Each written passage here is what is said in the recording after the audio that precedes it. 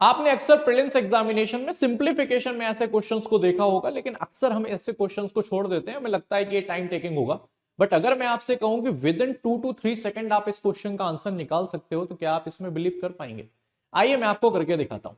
आप यहां पर देखिए कि ओवरऑल 77 है, तो मैं अगर इसको फैक्टराइज करूं तो 7 इंटू 11 की पावर क्वेश्चन मार्क होगा। अब 7 की पावर और 11 की पावर जब आपकी सेम होगी तभी मैं कह सकता हूं कि ये 77 की पावर समथिंग बन सकता है। तो आप या तो 7 की पावर चेक कर लीजिए या तो आप पावर चेक कर लीजिए 11 की। अब अगर मैं 7 को देखूं तो 7 7 में आएगा, 49 में भी 7 आएगा, 77 भी 7 इंटू 11 होता है तो यहां पर भी आएगा। बट अगर मैं 11 को देखूं तो 11 मेरा सिर्फ और सिर्फ 77 और 121 में आएगा। तो अच्छा यह है कि हम टाइम बचाने के लिए जो कम बार आ रहा है उसकी पावर चेक करें, जैसे 11 की।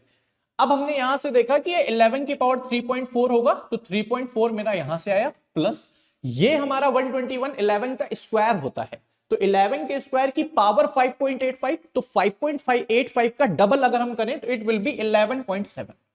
तो अगर हम टोटल देखें तो ये बन जाएगा हमारा 15.1 और ये हमारा आंसर हो जाएगा। और अगर आप इसकी प्रैक्टिस करते हैं तो 2 to 3 सेकंड में आप इसको बहुत आसानी से कर सकते हैं।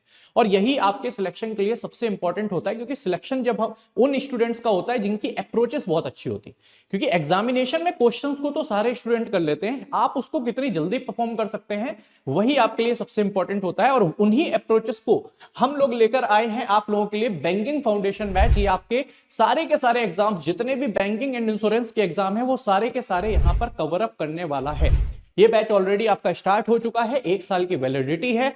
और ये आपका बैच आपको सिर्फ और सिर्फ 1599 में करियर वेल एप्लीकेशन में मिल जाएगा। तो अगर आप सच में 2026 को अपना बनाना चाहते हैं, अपने घर वालों का सपना पूरा करना चाहते हैं, तो जल्दी से इस बैच में एनरोल करा ले, क्योंकि ऑफर सिर्फ और सिर्फ 10th of January तक है। Thank you.